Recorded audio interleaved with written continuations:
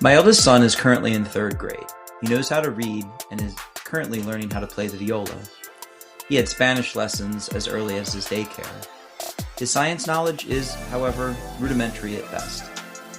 Dave and I had the pleasure of speaking to Dr. Colleen Kelley about her life's passion, introducing children to chemistry earlier in their educational careers. Her professional experience ranges from teaching young children to college students in organic chemistry. In our conversation, she recounts how some of the most intelligent students at university approached chemistry with heightened fear and intimidation. Her theory is that if we began teaching students chemistry earlier, by at the least exposing them to the periodic table, students like hers, and to be truthful, students like myself, would not grow up as intimidated by the subject. I was convinced very early in our conversation that her convictions have merit. I hope you enjoy the episode. Cody and I are so excited to be joined by Dr. Kelley, who we recently connected with. And she has had a long career as a science teacher, but as she was just telling me, teaching much older students than those who she's working with today. And she will be talking about a sort of new approach to what did you call it, Dr. Kelley? It was Molecular Molecular? literacy. Yeah, Yeah. that's it. molecular literacy, which is certainly something I don't have. And in our conversation, it was really cool hearing Colleen use language that does relate to something I have, which is this innate ability to communicate via story. So I won't cut to the chase completely yet. Dr. Kelley, I'll call you Colleen if that's okay. Please, yes. So Colleen, can you tell us just a bit about yourself, your background, where you're coming from? Sure, yeah. So for most of my career, I taught in higher education. I taught the course that everyone fears most on campus. So for 30 years, I taught organic chemistry. Oh, And I joke around that, I still remember my first day and I was so excited. I ran into class, 200 people in an auditorium, like super psyched, I'm going to change their lives. And they're looking at me like I'm some kind of female Darth Vader. And I'm like, what? Like, you all know me. I'm pretty bubbly, I'm kind, I'm approachable. And I didn't realize that the lore behind the course was that I was there to squash their dreams and only to squash their dreams of ever becoming anything in science. So, and that my class was a hurdle to get through, and all these horrible things that I hadn't encountered in my own progression as a chemist. I don't know. I think I had this unicorn experience going through life and just enjoying chemistry. it was Um, always my hardest subject. Like I yeah, did really I well in know. school, and Ah. I tried a bunch of AP classes in high school, but AP Chem was the one that no, right? Like I had no interest. I was afraid. So I wasn't the college student that I believe that you had those 30 years with, but on a high school level, I was terrified of it and I wasn't even in it, right? Like so you're preaching to the choir in terms of that innate fear of of organic chemistry or chemistry in general. Yeah, yeah, it's real. And by the end of my time teaching, so it took me about 25 years to just like roll up my sleeves and say, all right, I really want to do something about this. I'm a first generation college student from Central PA, and I thought, how did I figure this out? And I realized I just spent time reading books, especially mysteries, and solving puzzles. And I think Hmm. I read every Agatha Christie novel I could get my hands on. And I thought there must be something to how I was able to transfer solving puzzles into loving chemistry in high school. Again, I knew I was the only one that loved it, but I still did. And then majoring it in college and just like I couldn't get enough of it and going on for my PhD, etc. So what I realized is my students were coming to college and were molecularly illiterate, meaning that they hadn't spent enough time with the symbols for the elements. They didn't understand what I was drawing on the board. Everything looked like hieroglyphics in a different language. And they're getting A's in every other class. No one takes organic chemistry who's like a slacker, right? Like you're Right. you're there for a reason. You Mhm. have a 4.0 until you hit my class. So I think, how can I help these brilliant students? So I really started telling stories because I knew I needed to bridge the gap. And, you know, when we have small children at home and they can't read, what do? We read to them. We tell them stories, right? Mhm. So, in order to increase literacy, we read to them, we tell stories. So, in order to increase molecular literacy, I show them things, I tell them stories to bring them in to become a little bit more curious instead of alienated. What would be an example of one of those? Because I can't speak for Dave, but I can speak for myself. And science is not, I love it. I think it's really cool. It's just not what I'm good at. So, what would be an example of a story that you could tell students that are studying molecular chemistry? So I still remember I went through my Shrek phase with my college students, and Okay, again I I like was Shrek.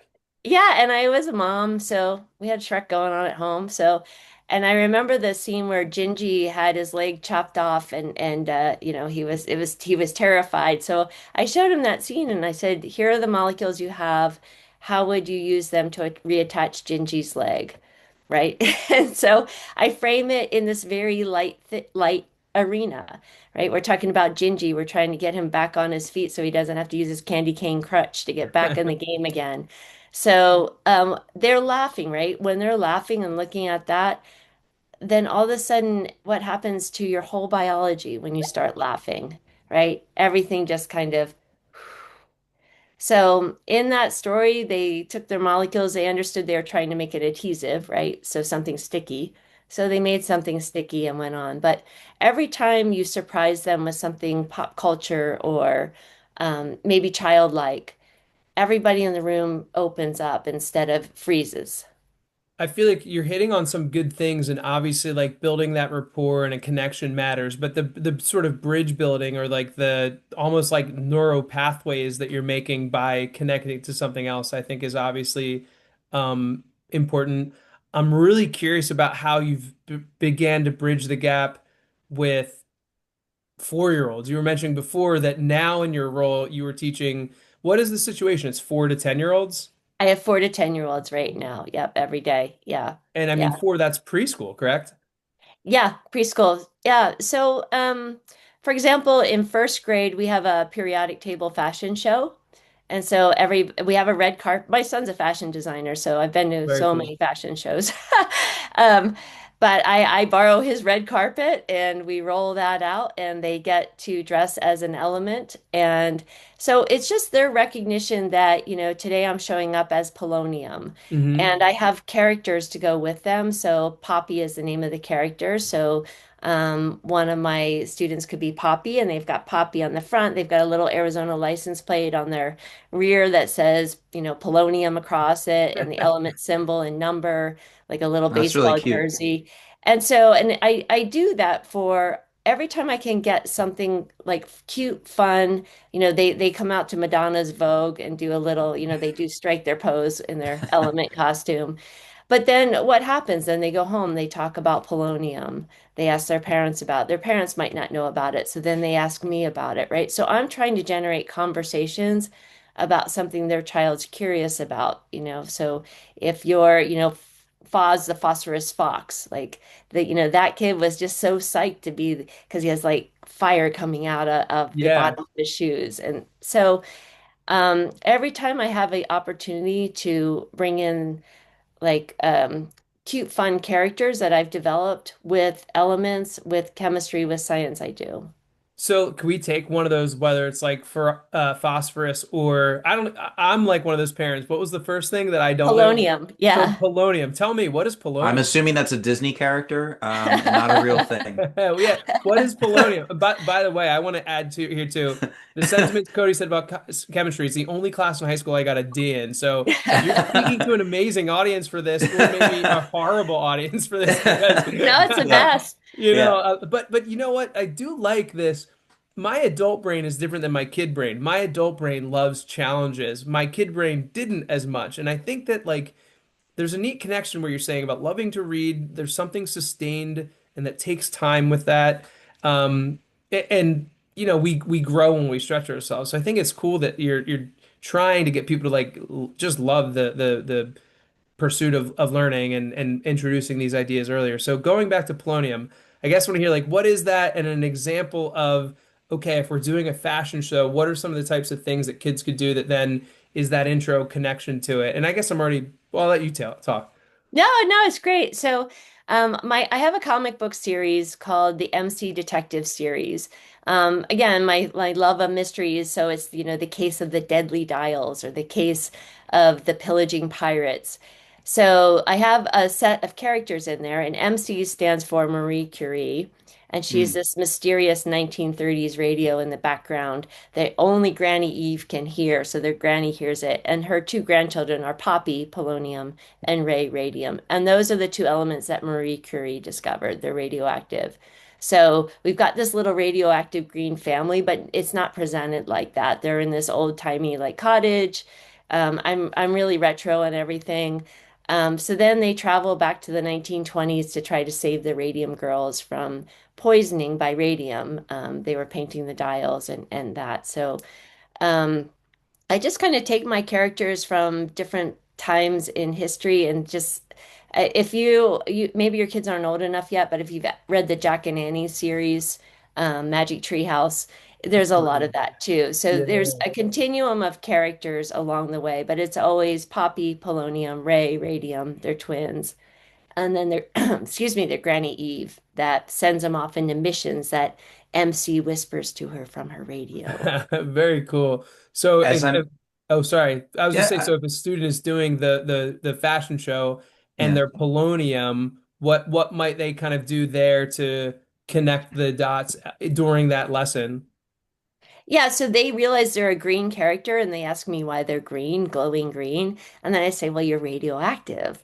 And then I explain the properties of a radioactive element and I talk a little bit about Marie Curie. And then they light up. They're like, oh, I was discovered by her. I'm like, yeah. Yeah, it makes it So special. yeah, yeah, and so I do for that class right before we launch the fashion show.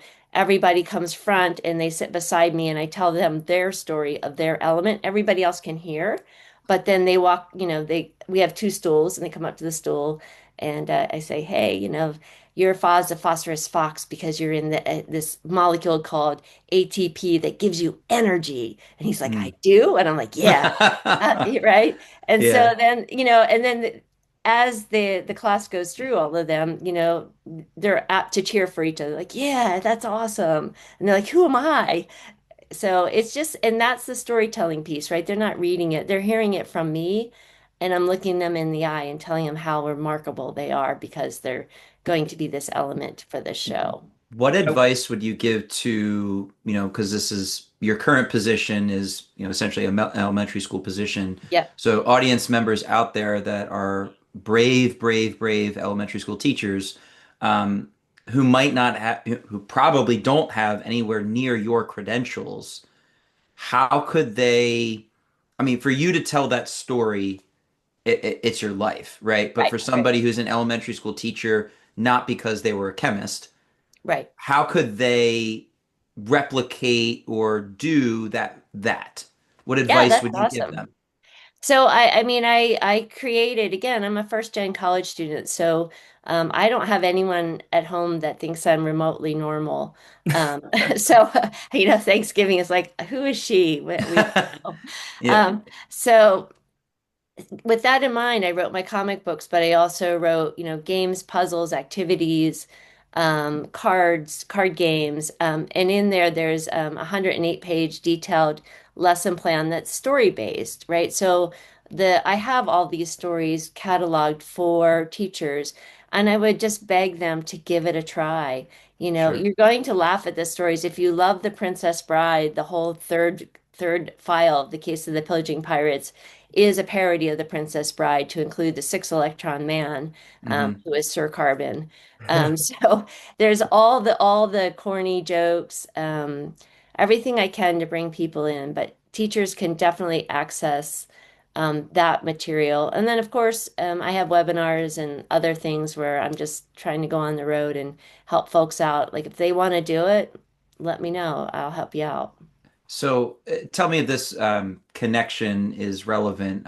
As I'm hearing you speak and use the term molecularly illiterate, right? Hmm. Or right, that the idea of being a native speaker in any language, right? How do you take a native English speaker like myself and teach him Spanish or Mandarin or whatever language? Well, part of me already missed the boat because I'm not 3 years old anymore, Right. right? Because that's where that learning really sinks in.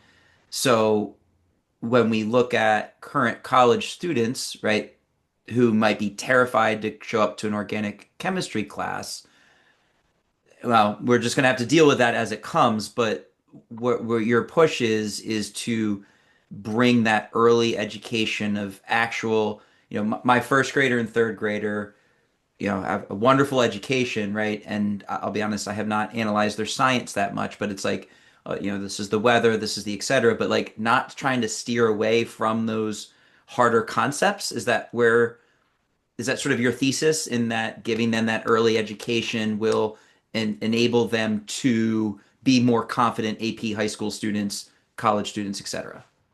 Yeah, and what I've learned is my third graders don't think it's harder concept, right? Love That's that. Yeah, awesome. Right. that's yeah. So I That's my one of the bias coming in, I guess. That yeah, question yeah, was yeah. So very my first thing is with all adults to eliminate that bias. We have to, right? Because if we say it so slower. right, so if we can teach a 3-year-old letters, we can certainly teach them the periodic table. They're only Hmm. letters, right? Yeah. Right. And so if we can teach them to spell CAT and spell it out, we can put sodium with chloride in, right? Sodium chloride or NaCl.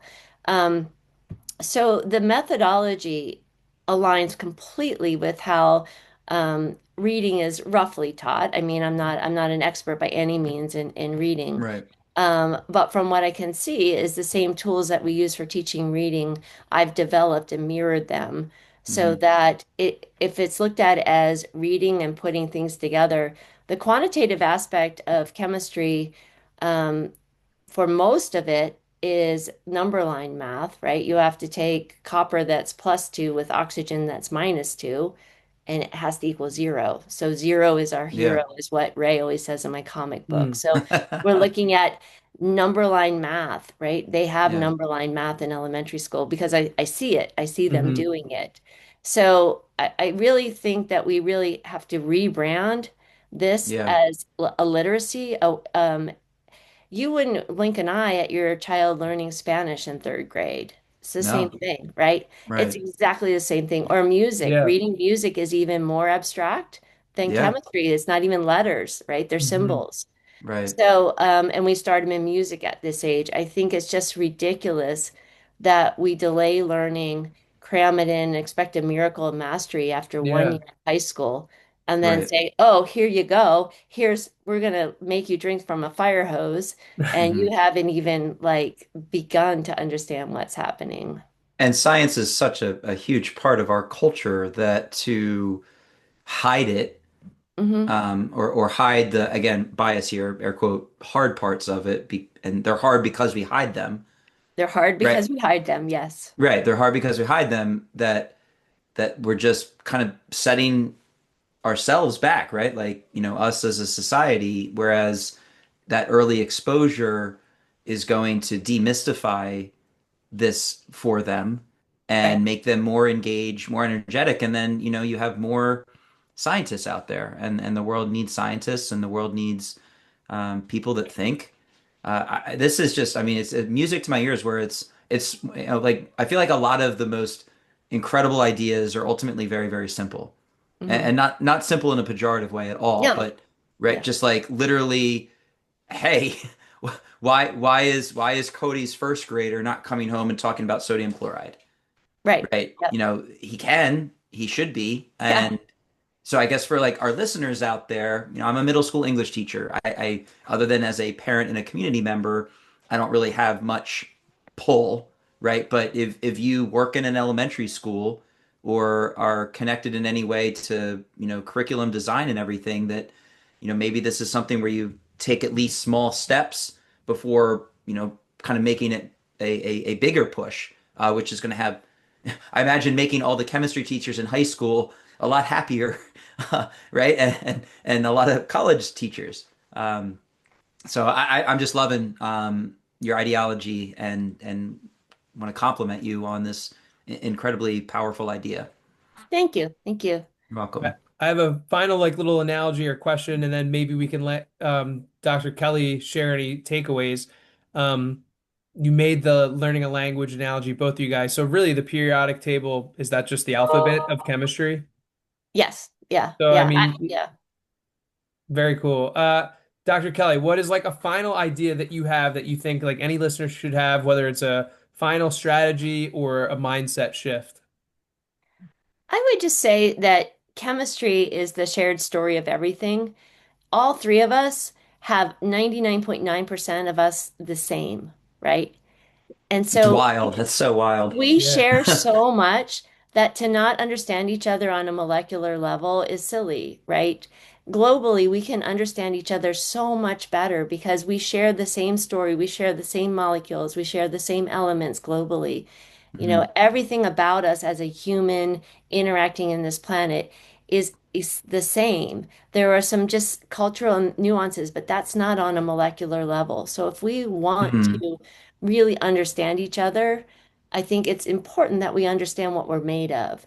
And Mhm. so I try not to say this is for scientists. I really want this to be a shared story that can connect, folks from all over the world. I did my postdoc in France. I didn't speak a word of French, but my days in the lab were the same, right? I write down the element name. They knew what I was saying. Hmm. Sodium or nitrogen in French is nitrogen. I'm like, that's cool. I got that one. Like, so, but I think it's really empowering to think about the world like that and not as how we're different because we're much more alike than we are different. Well, Dr. Kelley, that is both a beautiful and like borderline spiritual, amazing final send off. And I really hope that this inspires some folks. So thank you, Dr. Kelley, and thank you to our listeners for listening to Authentic Educators, a podcast for teachers by teachers about best lessons, favorite classroom moments, and ideas you can use today. Dr. Kelley, thank you so much for everything you shared. It's been a pleasure meeting you and speaking with you. Thank you. It's been fun.